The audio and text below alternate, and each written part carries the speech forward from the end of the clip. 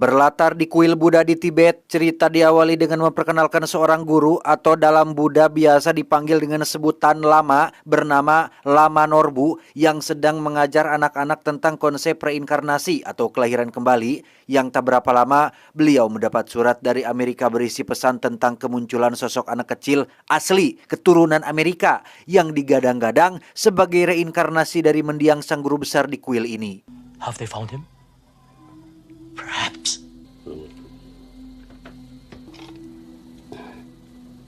Tak membuang waktu, Lama Norbu pun langsung berangkat di hari yang sama dan setelah pamit kepada para tetua, Lama Norbu sempat dicegat oleh seseorang yang berpenampilan seperti pengembara yang memberikan sebuah cawan yang katanya adalah cawan yang dulu biasa dipakai oleh sang guru besar. Singkat cerita, sampailah Lama Norbu di kota New York, Amerika Serikat dan akan diantar oleh seorang biarawan Tibet yang kebetulan sudah 10 tahun menjadi pengajar di Amerika. Si biarawan ini jugalah orang yang mengirim surat tentang kemunculan reinkarnasi sang guru besar bahwa semuanya berawal ketika ia mendapat mimpi pada sesaat 1 bulan setelah sang guru besar wafat. Dalam mimpi itu, si biarawan melihat sebuah bukit kecil di area komplek perumahan. Tiba-tiba saja dibangun rumah secepat kilat yang setelah dipalidasi dan dibuktikan kebenarannya, bukit dan rumah itu benar-benar ada dan persis sama seperti dalam mimpinya. I thought they had started to build a house 3 weeks ago. Rumah itu ternyata adalah rumah keluarga insinyur yang baru saja pindah dari kota lain, di mana si biarawan yang penasaran pun langsung menemui istri si insinyur yang bernama, kita panggil saja si ibu, yang ternyata adalah seorang guru sekolah dasar, sehingga tak sulit untuk si biarawan bisa berkenalan dengannya. Beautiful day. Yes, it is. Tanpa rasa canggung, si biarawan pun langsung menanyakan tentang kehidupan keluarga si ibu, dimulai dari suaminya yang berprofesi sebagai insinyur dan anak tunggal mereka yang masih berusia 9 tahun bernama Jesse, yang ketika ditanya kapan dan jam berapa Jesse lahir, hari dan jamnya sama persis dengan waktu kematian sang guru besar. Jesse!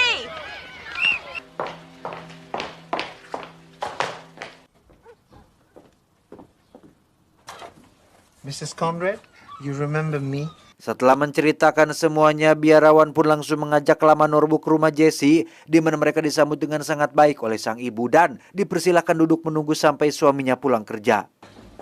We only just moved in a few weeks ago.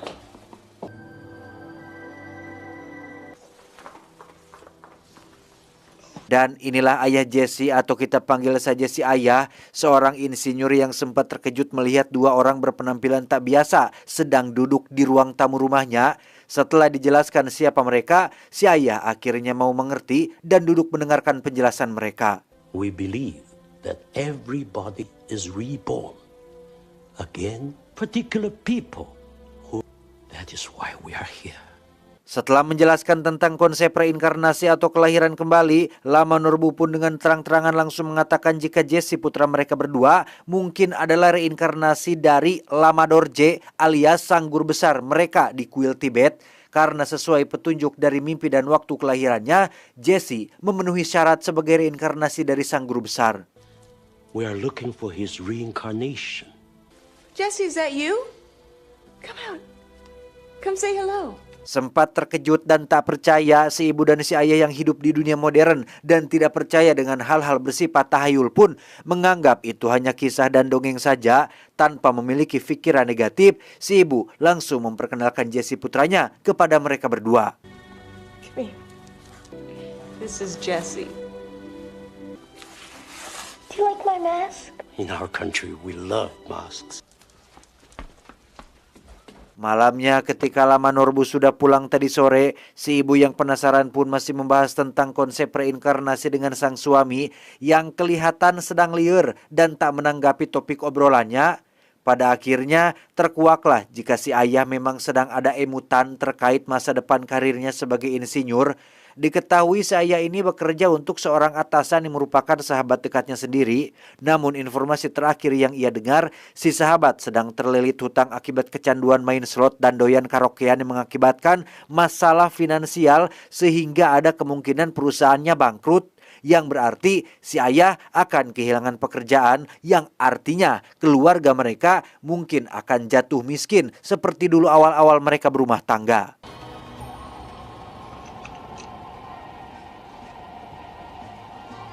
Keesokannya di dalam kereta api, Lama Norbu mengajak Jesse pergi ke museum untuk melihat patung Buddha, di mana si ibu sendiri sudah memberikan izin akan hal ini dan menugaskan seorang pengasuh untuk menjaga Jesse selama berada di luar. He became a great horseman, a great archer. Pulang ke rumah setelah seharian di museum, Jesse yang masih anak kecil dan muda excited terhadap hal-hal baru pun terus menceritakan kisah Buddha, termasuk dirinya yang merupakan reinkarnasi dari sang guru besar.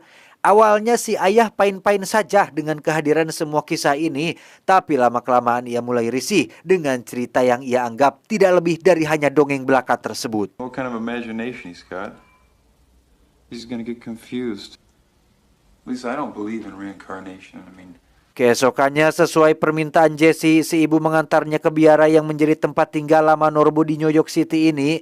Karena harus mengajar, si ibu pun pamit pergi dan nanti Jesse akan dijemput oleh sang ayah sepulang bekerja.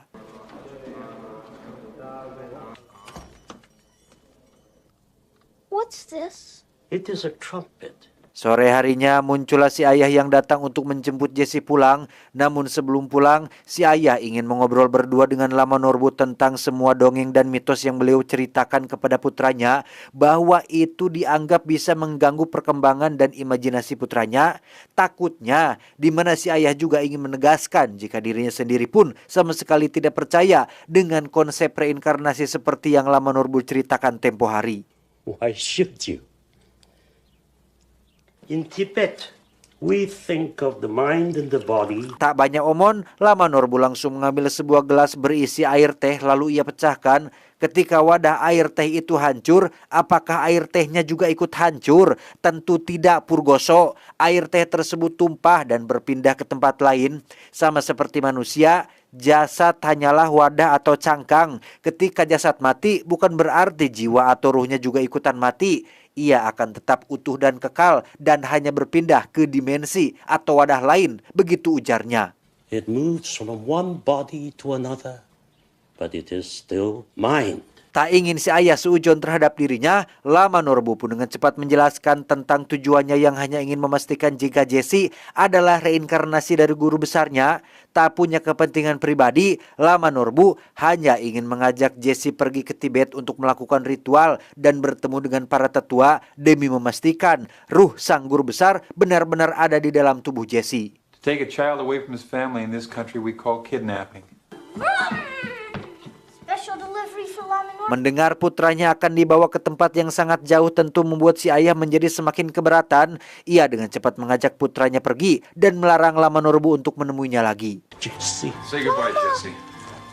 don't forget your book. Dalam perjalanan pulang, si ayah langsung mendapat teguran akibat kurang bisa menjaga akhlak di depan Lama Norbu ketika ia baru mendapat kabar tentang kematian atasannya yang bundir akibat masalah utang piutang, sehingga tamat sudahlah karir si ayah di perusahaan dan dipastikan ia akan jatuh miskin berikut rumah dinasnya yang sudah pasti akan disita. God. In San Francisco.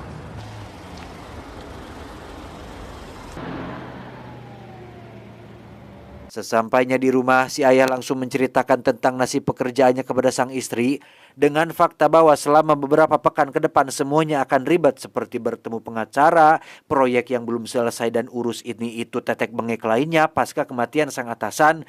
Si ayah yang takut malah akan jadi stres pun memilih untuk pergi jauh dengan akan menerima ajakan Lama Norbu yang ingin mengajak Jesse pergi ke Tibet di pegunungan Himalaya.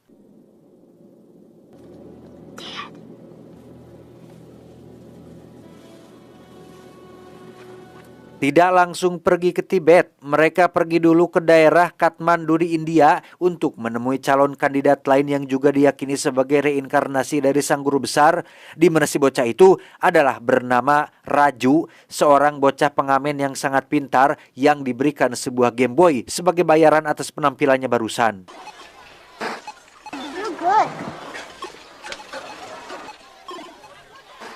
Has told us much about you.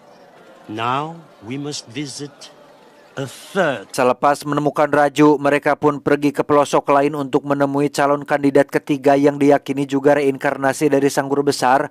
Kali ini kandidatnya adalah seorang bocah perempuan yang tidak kalah cerdasnya dengan Raju dan Jessie. Bahkan tanpa diperkenalkan oleh para orang dewasa, ketiga barudak letik ini pun bermain bersama tanpa ada rasa canggung dan kaku sedikit pun. Eat me! Oh, poor... You're so hungry!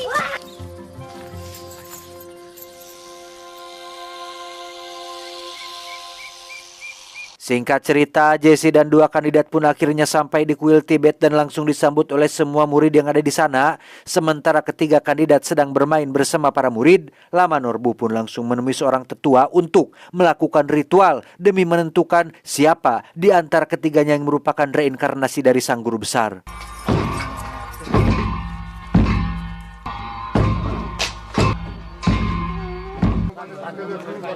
Dan tebak siapa di antara ketiga bocah ini yang terpilih?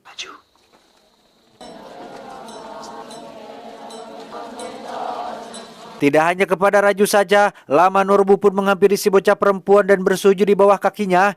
Entah kepada siapa sebenarnya reinkarnasi sang guru besar nempel. Lama Norbu pun kemudian menghampiri Jessie dan juga bersujud kepadanya.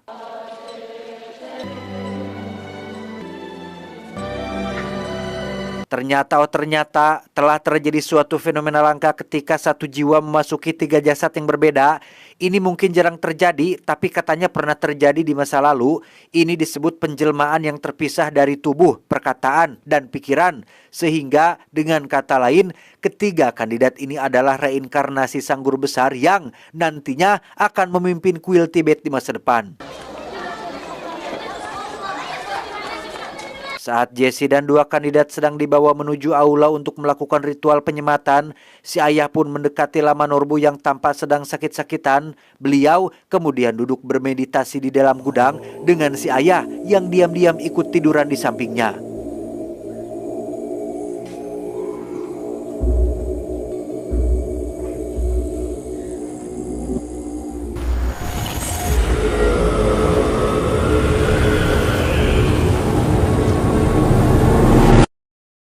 Saat si ayah sedang tidur itulah ia bermimpi tentang 2500 tahun yang lalu ketika seorang ratu dari sebuah kerajaan India kuno sedang hamil tua.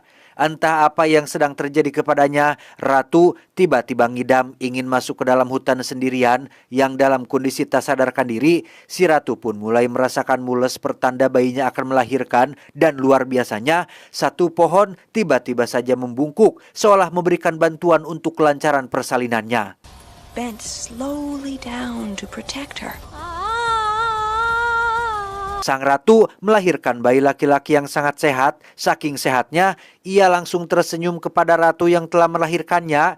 Entah siapa sebenarnya sosok anak laki-laki ini. Keajaiban lain pun terjadi saat si bayi bisa langsung berjalan dengan kedua kakinya dan meninggalkan jejak berupa bunga teratai yang tumbuh di bekas kakinya dipijakan.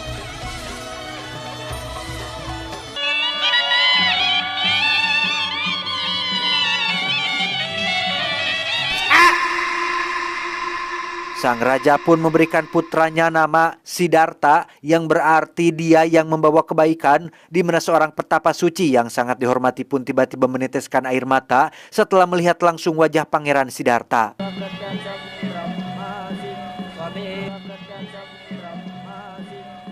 Tak ingin membuat ratu khawatir, si pertapa pun dengan cepat menjelaskan jika air matanya bukanlah air mata kesedihan, melainkan air mata haru dan kebahagiaan. Karena di usianya yang sekarang, si pertapa tidak akan hidup cukup lama untuk belajar dari ajaran yang akan dibawa oleh Pangeran Siddhartha nanti. We'll never knows that he will not live long enough to learn from the teachings of your son. Penasaran putranya akan jadi apa di masa depan, si raja pun bertanya, apakah anakku akan menjadi seorang raja terkenal? Si Pertapa pun menjawab, jika dia mau, anakmu bahkan bisa menjadi seorang penguasa dunia. Namun, terkadang keinginan manusia itu fana dan tidak sebaik apa yang diharapkan. The gods often betray the wishes of mortal men. Tak terima dengan pernyataan tersebut, raja yang ingin Siddhartha atau putranya menjadi sang pengganti raja nanti pun tetap kekeh dengan keinginannya dan tidak menghiraukan perkataannya.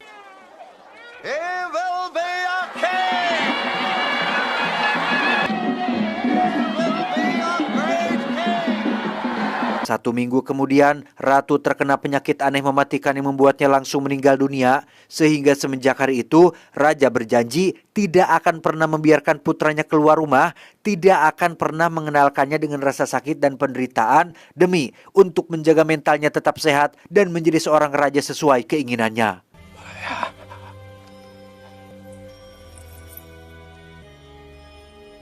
25 tahun berlalu, Siddhartha akhirnya beranjak menjadi seorang pangeran tampanan gagah. Saking nyaahnya sang ayah atau sang raja terhadap Siddhartha, ia tak pernah melihat dunia luar yang sesungguhnya. Semua fasilitas sengaja disediakan, perut dibuat kenyang, otak dibuat tidak mikir, supaya Siddhartha tidak pernah mengenal apa itu namanya penderitaan. He's given us everything we could want. I must see the world, Yashodhara. Suatu hari ketika Siddhartha sedang menemui rakyatnya yang rata-rata semuanya muda dan berusia 30 tahun ke bawah, Siddhartha untuk pertama kalinya tak sengaja melihat dua kakek-kakek yang sudah tua renta dan langsung memanggil sang ajudan untuk menjelaskan siapa mereka berdua. But why do they look like that? They are old, my lord. What do you mean, old? In the end, he happens to us all, my lord. No, my lord. Don't go there, please. You mustn't. Penasaran dengan kedua manusia tua itu, Pangeran Siddhartha pun masuk ke wilayah kumuh yang merupakan dunia asli yang sesungguhnya. Selain melihat pengrajin tanah liat yang bekerja kotor-kotoran dan orang miskin yang sangat melarat dan orang tua yang pabalatak di mana-mana, Siddhartha juga baru mengetahui bahwa manusia bisa sakit-sakitan dan merasakan penderitaan sekarat yang berkepanjangan. Karena sejauh yang ia tahu selama berada di istana, dirinya tidak pernah sakit walau hanya satu kali pun. She is very sick. Sick? No one reaches the moment of death. Even kings? Tak hanya melihat penderitaan orang yang sakit, untuk pertama kalinya dalam hidup, Siddhartha juga melihat jasad atau tubuh seseorang yang sudah mati dengan anggota keluarganya yang bersedih, yang mana secara tidak sadar, Siddhartha meneteskan air mata, merasakan kesedihan atas apa yang dilihatnya.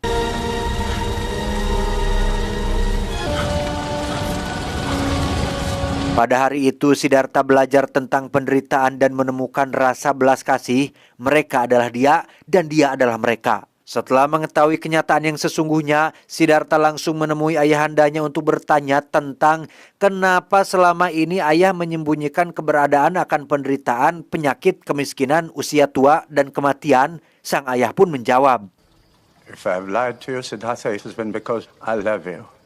ya, raja melakukan itu atas dasar cinta dan rasa kanyaahnya terhadap anak, tanpa sadar jika apa yang dilakukannya justru membuat Siddhartha seolah terpenjara. Dengan fakta bahwa ada banyak penderitaan di luar sana, Siddhartha pun bertekad untuk pergi mengembara demi mencari jawaban dan solusi atas penderitaan.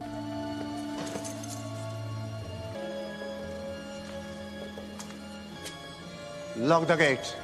Di luar nalar, saat Siddhartha akan pergi dari istana, muncul kabut aneh yang membuat seluruh penghuni istana tertidur lelap dan hanya sang ajudan pribadi Siddhartha lah yang masih bolotot, hudang, tidak ikutan tertidur seperti yang lain, sehingga mereka berdua langsung cabut pergi dari istana tersebut.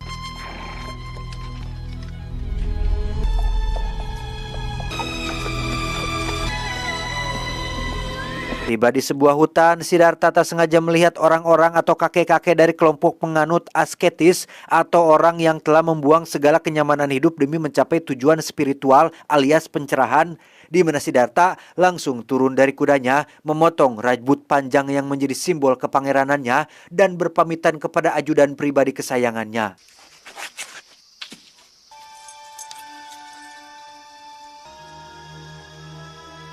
Tak lama, muncullah seorang pengemis yang mengaku kedinginan. Tanpa ragu, Siddhartha langsung memberikan jubah kebesarannya yang ditukar dengan kain compang-camping. Kemudian, Siddhartha berjalan ke dalam hutan untuk bertapa mencari jawaban yang tanpa ia sadar, semua pohon yang Siddhartha lewati pun menunduk, tepat disaksikan oleh 5 orang penganut asketis yang ada di sana.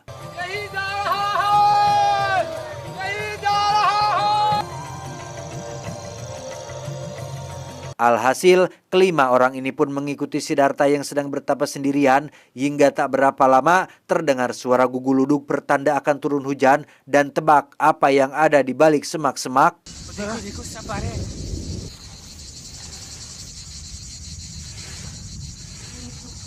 Ya, seekor ular kobra raksasa melindungi Siddhartha dari basahnya air hujan sehingga kelima penganut asketis ini pun resmi menjadi 5 murid pertama Siddhartha dalam pencarian akan tujuan hidup yang sebenarnya.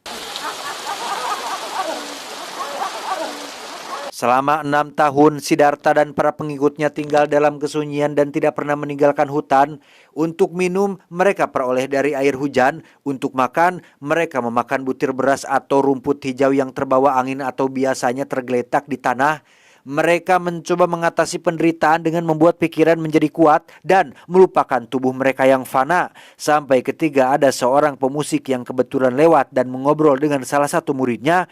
Si pemusik berkata, jika senar atau dawai disetel terlalu kencang, maka ia akan putus. Jika terlalu kendor, maka itu tidak bisa dimainkan. They were trying to master suffering by making their... Tiba-tiba, Siddhartha sadar bahwa kata-kata sederhana itu mengandung makna akan kebenaran yang sesungguhnya dan apa yang ia lakukan selama 6 tahun ini adalah jalan yang salah, sehingga dengan tertatih-tatih, Siddhartha yang kurus kerontang pun berjalan menuju ke sungai dan ancul ke dalamnya sembari menikmati air yang segar.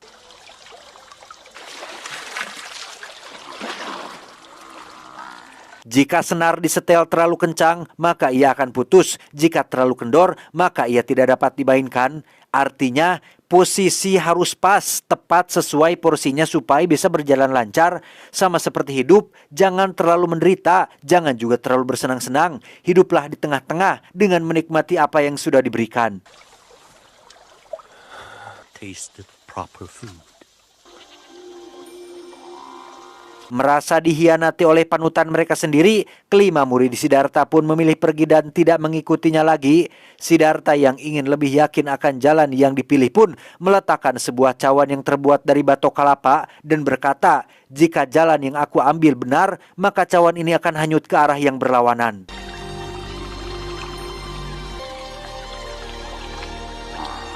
Beberapa waktu berlalu setelah Siddhartha memutuskan hidup dengan jalan baru yang dipilihnya, ia pun melakukan meditasi terakhir untuk menundukkan hawa nafsunya. Di mana godaan datang silih berganti dimulai dengan kemunculan beberapa biduan yang merayunya untuk minum, yang ternyata itu adalah sosok iblis bernama Mara yang berusaha untuk meruntuhkan iman Siddhartha.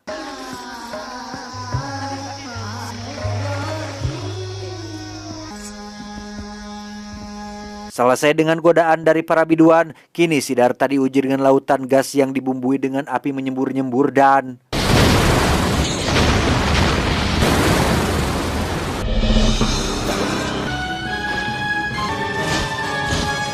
Ya, muncullah jutaan pemanah yang siap melepaskan anak panah mereka, di mana Siddhartha tetap diam dalam ketenangannya, dan inilah yang terjadi.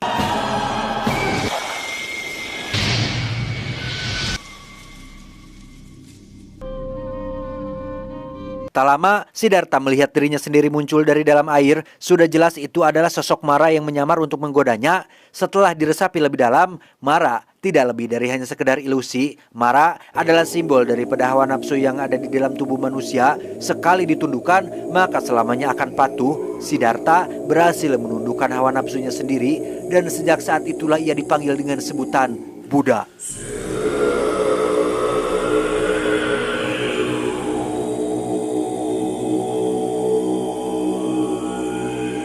Kembali ke masa sekarang, si ayah pun terbangun dari mimpinya tepat saat Lama Norbu wafat dalam meditasinya. Ketika para murid sedang mendoakan guru mereka, si ayah pun menceritakan tentang mimpi yang dialaminya barusan. Dan setelah dipalidasi, semuanya persis sama dengan kisah Buddha yang asli, sehingga si ayah cukup ngehulang tarik mendengar jawaban tersebut.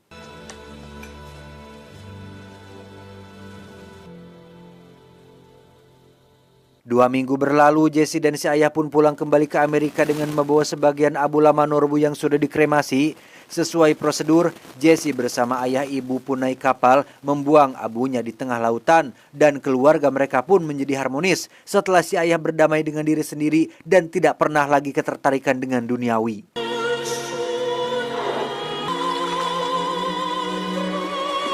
Tamat, ending yang cukup mensensitifkan. Nah, itulah cerita film Little Buddha dari tahun 1993 yang diperankan oleh sosok Keanu Reeves alias John Wick ketika masih cacingan. Nah, pesan yang bisa kita ambil dari film ini adalah nikmati hidup, nikmati apa yang sudah diberikan, jangan overthinking, jangan terlalu banyak pikiran, waktunya tidur, waktunya kerja juga kerja, baik waktunya makan ya lolodok, waktunya bantu orang ya bantu orang, santailah. Karena apa yang terkadang kamu bayangkan tidak seburuk dan semengerikan kenyataannya. Saya John mewakili para pengguna Pertalite mengucapkan terima kasih dan sampai jumpa di video selanjutnya. Adios. Tali kolor nanas madu.